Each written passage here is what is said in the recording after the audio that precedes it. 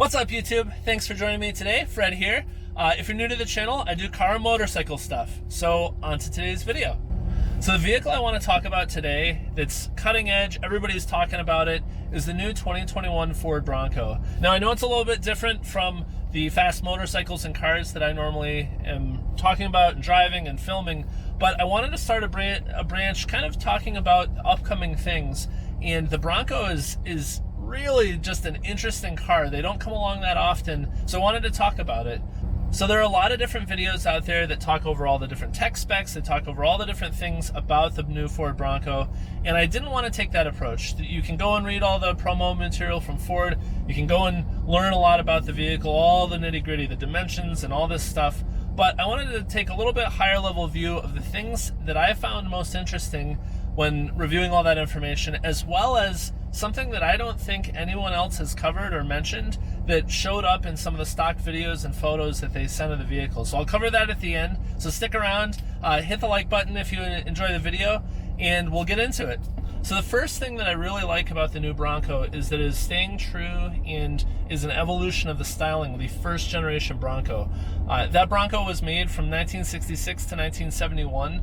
There were 2 or 3 other generations after that, and those are kind of getting skipped. This is kind of the original styling. This is when people picture an old Bronco, this is that styling. But it's been updated, it's been modern, made modern, and I think they did a really good job. You look at things like the headlights and the blinkers, where you've got the round headlights, you've got the blinkers that kind of tie into the headlight itself. It almost looks like a power on button. You've got very square corners, and it carries the word Bronco right in the center of the grille. Now that's kind of cool because in the original Broncos they actually had the word Ford there, and they've used a similar font from what I can tell. It's not the same one, I don't think, but they actually say Bronco, which I think is just sort of a cool homage to the original. And if you look also on the side of the vehicle, right along the top of the kind of the fenders and hood, through the door all the way to the back, there's a line, kind of a crease in the metal that the original Broncos all had. And I think that's kind of neat that they've carried as many of the styling cues as they can while also making it distinctly modern, updating the design, making it look a little more futuristic. And I think they've done a really good job of striking that balance between retro but not too retro, and modern but not too modern, and it blends the two really well. The second thing that I think is really cool, and a lot of Jeep people are probably pretty excited about, is that it's got the removable doors, which is a pretty cool feature in itself, but also the removable roof. There are not many vehicles I can think of. In fact, honestly, the Jeep is the only one I can think of where you can do both of those things. Obviously, there are convertible cars out there, probably a couple of convertible SUVs like that Cross Cabriolet Nissan Murano, which, well, let's just not talk about that. But there are a lot of things out there that have the removable roof, but I haven't found very many with removable doors. The Jeep is the only one, the Wrangler and the Gladiator are the only Jeeps that I can think of with removable doors. The Bronco picks right up on that. One thing that's really cool about that is that they've got frameless doors, whereas the Wrangler has a metal frame along the top of the window. That means that the door physically takes up a lot more space. What Ford's done is they've made it frameless, meaning you just have the glass, and then the glass itself is what seals with the top of the car, or top of the vehicle. But then when you roll that window down, the door becomes a protective vessel for that window. It takes up less space, plus it also protects it. So they give you some carrying bags to put the doors in so that the paint doesn't get scratched up. And I believe on the 4-door model, you actually can stuff all 4 doors in the cargo area in the back.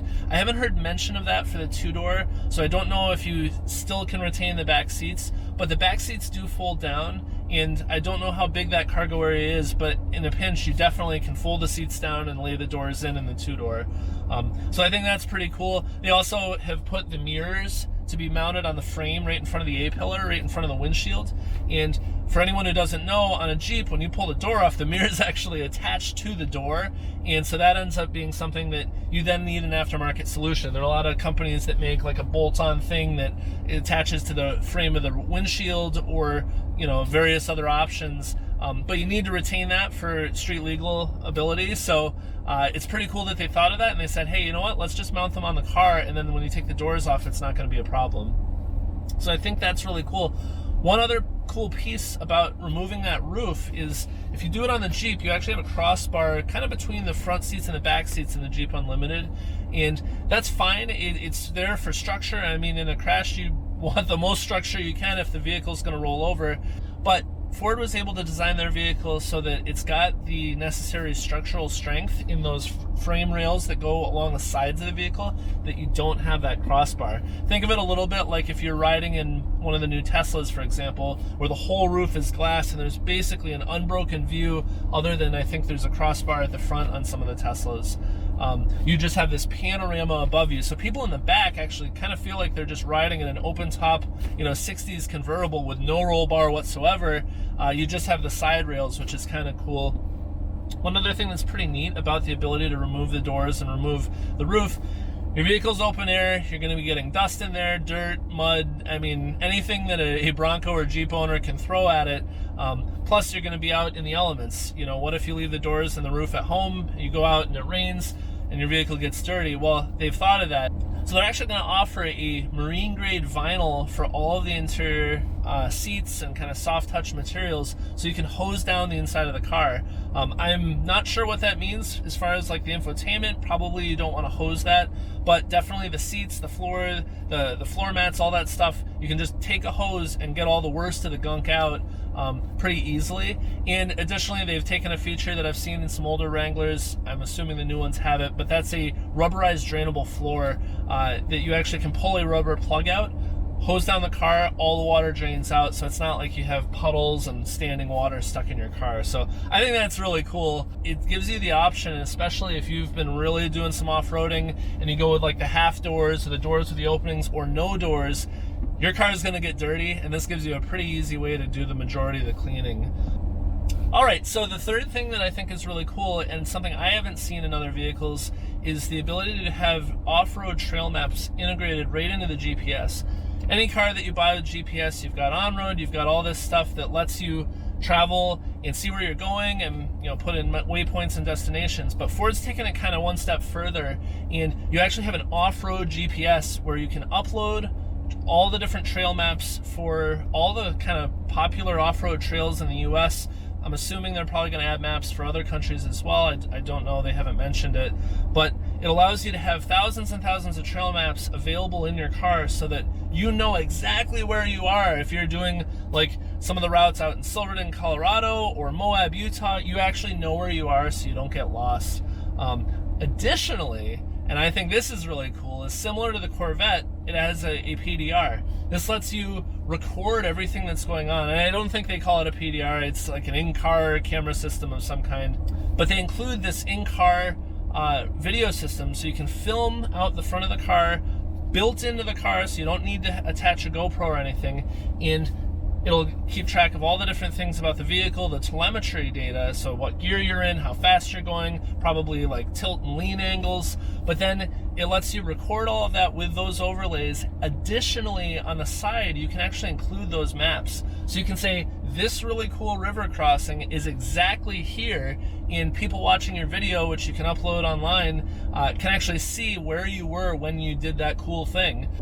All right, so the fourth thing, and kind of the fourth major thing that they're advertising, is the ability to do one-pedal trail control. So this sounds to me like this is only going to be on the auto model, the 10-speed automatic, which is available with either engine package. And what that lets you do is, as you're driving along, you're in your low gear, using the transfer case, you're in your crawling gears. As you're going along and you're on, let's say, steep terrain, you're feathering the throttle, you're getting the tires up over some big rocks. But let's say you're on a steep grade. If you let off the gas, the vehicle will automatically apply the brakes, which is a pretty handy thing to have so that you can stop the vehicle without sliding back as you kind of plan your next move, and it doesn't make you switch your foot over to the brake pedal quickly. There are a lot of videos online of very precarious maneuvers where someone's driving, and I would assume that they're doing 2-foot driving, where they've got 1 foot on the brake and 1 foot on the gas, so that the second they let off the gas, or even with a bit of overlap, they're pressing on the brakes so that they don't slide back and lose whatever progress they've made. So they have this one pedal trail control built right in. So my guess is that this is sort of an evolution or the second generation off of what the Ford Raptor provides with its trail control. I don't know if it offers that same functionality. It may be the same thing, I'm not sure. But I think it's pretty cool that the Bronco is kind of evolving the high-tech nature of off-roading to make it a little more accessible and easier for people, but it's also something you don't have to turn on. You can turn that off if you want. So I think that's pretty cool. One other neat thing is that the manual transmission, it's only available on the smaller, I believe it's a 2.3 liter engine, is that you get 6 forward gears that are normal for everyday driving. You've got your reverse, but then you've also got this gear labeled as C, so crawl or creep maybe. So it's a crawling gear, so it's a very low ratio gear, so it's 95-to-1, meaning for every 95 revolutions of the engine, the tires are only going to rotate one time. And what that means in layman's terms is that at top speed, the fastest you can go in that gear is about 7 miles an hour. But it means at lower RPMs and lower speeds, you're going like half a mile an hour, 1 mile an hour, and you're getting a huge amount of torque due to the reduction gears, so that the engine really can just chug along and pull the vehicle up any obstacle that you can imagine, especially if you outfit the Sasquatch package with the 35-inch tires. I think that's really cool. It's really putting a focus on low range gears for crawling and going over obstacles that some other vehicles maybe can't do right out of the box or need some modifications to do. So I think that's pretty awesome. All right, so the last thing, and this is something I haven't seen advertised. It may be just part of the promo material and it may not be true, but if you look closely in some of the videos where they're showing the dashboard and the infotainment, you'll notice that it says, down on the bottom left corner of the screen, you'll notice that it says 1050 to E. Now it doesn't elaborate, no one mentions it in any of the videos that I've seen, and Ford doesn't directly address it. But my read on that is that it's 1,050 miles to empty. Now that seems crazy. If you assume really, really good off-road mileage, which is generally not the case because the vehicle's lugging and carrying itself up something steep. So let's just say, hypothetically, the vehicle could get 30 miles a gallon off-road. That's not going to be the case, I would guess, but let's just assume that. 1,050 miles would be, I think, and I'm trying to do the math in my head, it's like 35 gallons of gas would be needed to do that. And that what that would mean is whenever that was filmed, the vehicle had just filled up with gas. Now, I have a couple ideas on what might be happening there. One, maybe they hadn't finished the UI. The videos are all kind of pre-pended with pre-production model, so some features may not be complete. They may not have finished all the menu systems. They may have been only highlighting the features on the main screen so that stuff down on the bottom may not be part of it. That could be the case. It also could be that the vehicle bases its estimate on how far it can go on how much gas is being burned regardless of speed. And so the vehicle may have been driving very, very slowly as they filmed that, and then they stopped and idled, and it somehow was taking that idling into account where there's almost no gas being burned. It's just barely idling along. It could be something like that, but my guess would be that it's somewhere in the middle, that they are probably going to outfit a fairly large gas tank on the vehicle. One of the biggest things when you're doing some of the real off-roading and you're not getting great gas mileage because you're going up something very steep, or you're carrying a lot of gear, or you're overlanding across a desert or some mountains, is you don't want to have range anxiety. There's no gas stations. You're generally going to bring a couple jerry cans, but what that means is that I think Ford is going to outfit the biggest gas tank they possibly can to this vehicle. Now, 35 gallons seems kind of crazy, but a long time ago, back in the 80s, Ford was known for putting 2 huge gas tanks in some of their pickup trucks. I don't think that's going to be the case here, but it might be that it's a 18, a 20, a 25 gallon tank. I still don't think that's going to give you 1,000 miles of range. Even some of the biggest diesels with the largest gas tanks from our full-size pickup trucks, they can barely get 1,000 miles out of a tank, and this isn't going to be that efficiency unless you're maybe cruising at 30, like on smooth pavement downhill or something. But it'll be interesting to see. So take that with a grain of salt. See what comes out in the news. But the gist of it is that it's an awesome vehicle. It's really, really cool styling. It's addressing a market that's basically had one player, the Jeep Wrangler and the Jeep Gladiator, for like the last 25 years, since the last time they made a Bronco, I for one think any kind of competition in that kind of market is great. Now I think Jeeps are great, and I'm a big fan of Jeeps. I love the new Gladiator, but I think it's awesome that Ford really has done their homework and styled something in a way that people are going to like. From what I've read, in the first couple days, they sold out of all pre-orders. They then doubled the first edition launch vehicles. The number they were going to make, I think it was 3,500. They're now at 7,000. Those all sold out within a day. There's a lot going on right now in that space, so I think this is going to be a really in-demand vehicle, and I think it's something that there's going to be more information coming soon. So anyway, thank you for watching. I hope this was interesting and exciting. I'm going to be doing more of these videos to follow kind of cars or vehicles that I think are going to be kind of interesting things coming along. Hope you have a great day, and until next time, Fred out.